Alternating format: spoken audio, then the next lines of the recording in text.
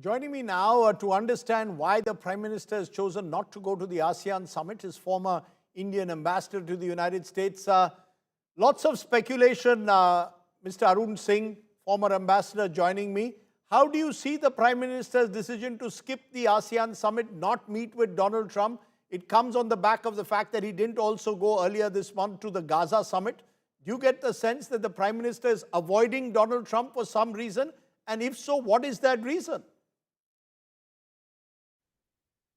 No, I don't think necessarily he's avoiding him, but I think the fact that a meeting it has not been scheduled in the context of the East Asia Summit, one interpretation could be that the trade agreement that both sides have been working on, that is so far not near finalization.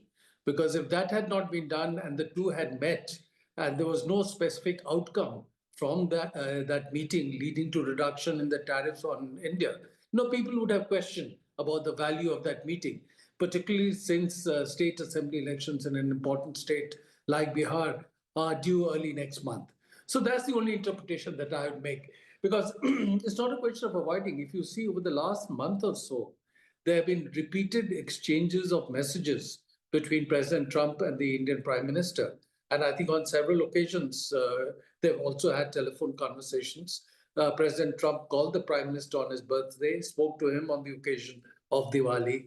And in fact, very unusually this year, the President Trump hosted the Diwali event at the White House in the Oval Office. Because in the past also it has been hosted in the White House or the executive office of the president, but not in the Oval Office as such.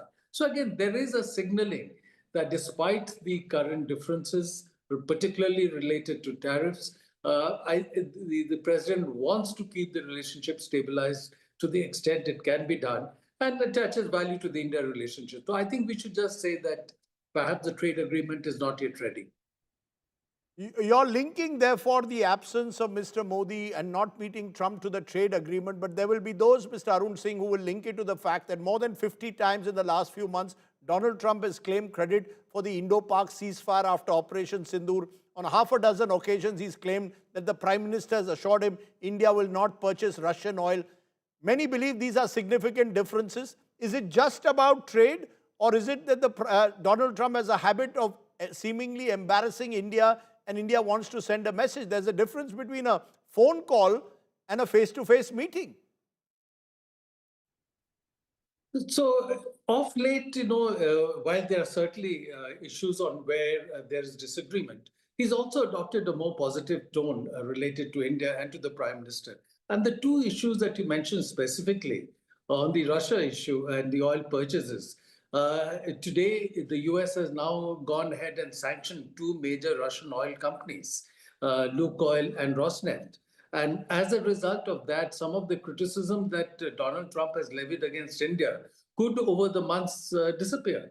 Because, once these companies are sanctioned, US would not allow dollar transactions for making payments to those companies for purchases that are done.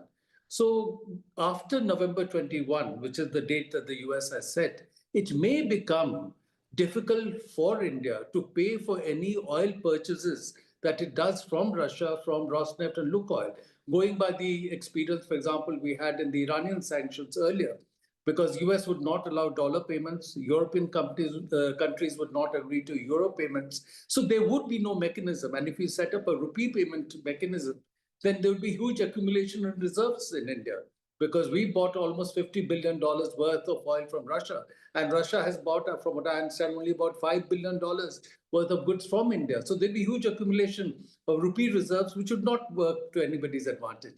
So I think the Russian oil purchase issue, because of the latest step that US has taken, could over time disappear gradually. So that's one.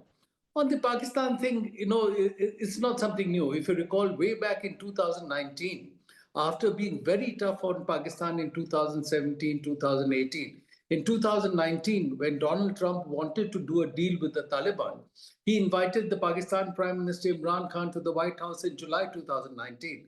And then in response to a planted question, he said that I'm ready to mediate on Kashmir. And he said that the Indian Prime Minister had asked him to mediate on Kashmir, which simply couldn't be true. And the Indian foreign minister then made a statement in parliament that there's no truth to what the president has said. So I think this is something that we've handled Right. in the past also. Certainly, he wants to project that he wants to play a role between India and Pakistan, and that is something that's not acceptable to India.